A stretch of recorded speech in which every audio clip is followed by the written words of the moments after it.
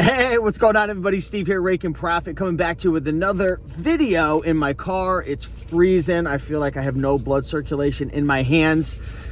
Whew, winter's coming. Hope you guys are having a great day so far. Real quick, I want to show you this cool item. It's actually out of the Reseller Sourcing Handbook. I found this at Salvation Army, half off. It was $3.99, so it came to $2.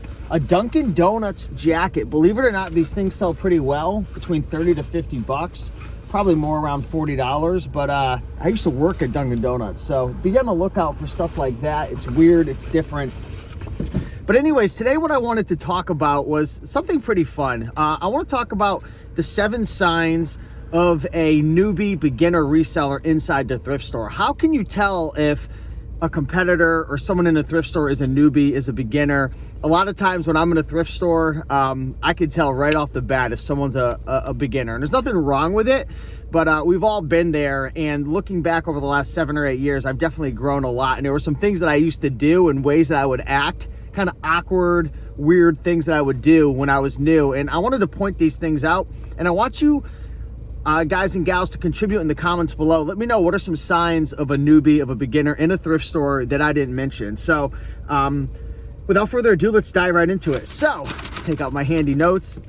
Let's talk about the 7 signs of a newbie, of a beginner reseller in a thrift store.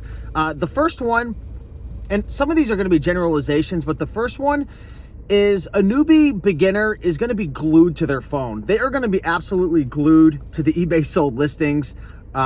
Just, you know, even if they're selling books, they're going to be like sitting there looking at their phone, over analyzing, and they're just like re-looking things up all the time. They're glued to the phone. When you're a reseller, you got to have your head on a swivel. You got to be moving. You got to be going quick, because there could be low-hanging fruit that someone just snatches up and takes the profits out of your pockets. So that newbie beginner is really glued to their phone. Now, there's nothing wrong with looking things up, but the more seasoned you are as a reseller, the more you invest into your education, the more research you do in the sold listings, you know, the more you dive into the Reseller Sourcing Handbook, the more experience you have, the more trial and error.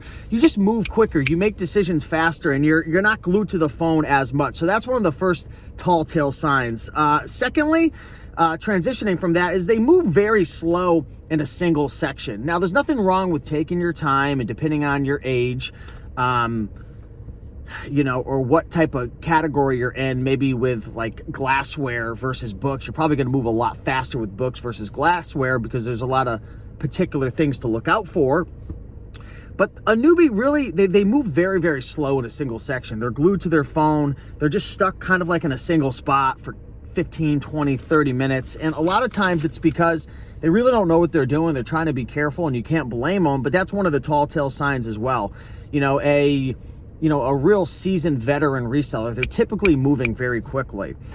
Number 3, overthinking all buying decisions. So this kind of wraps into the first couple things that I mentioned, but a seasoned veteran, they make decisions quick. They know, they understand, like they could run numbers in their head very quickly in terms of, okay, I'm paying $5, this is going to sell for $30, shipping is going to be this, the fees are going to be that, it's probably going to sit for this long. They weigh it out, the risk versus reward, and they're able to make a quick decision.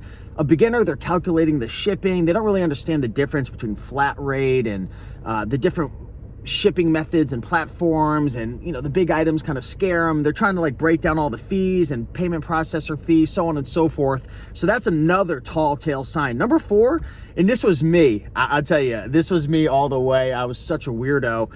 Concerned with other people around you, and really worried about people watching you, very concerned that people are going to know that you're reselling.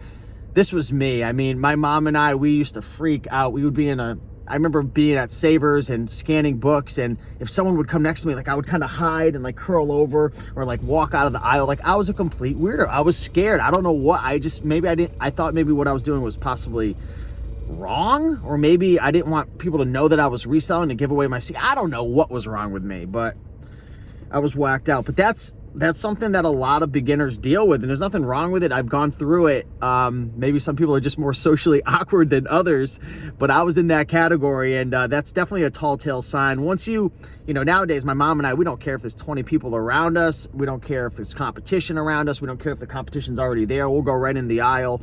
So it's just one of the things.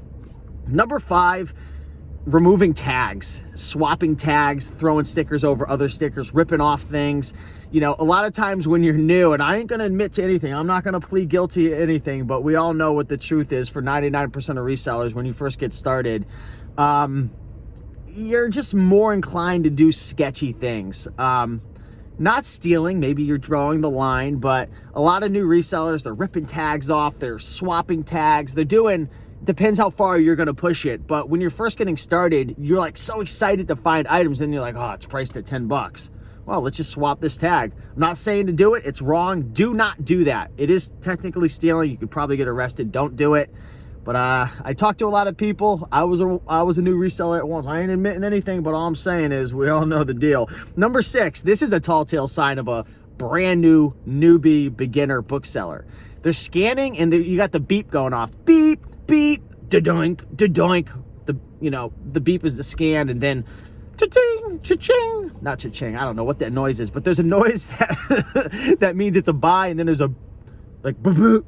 That means don't buy. I'm so great at doing impersonations and impressions. But yeah, that's a tall tale sign of a beginner. They don't realize that you can just scan one of the barcodes, like when you get your scanner, to turn off the beep.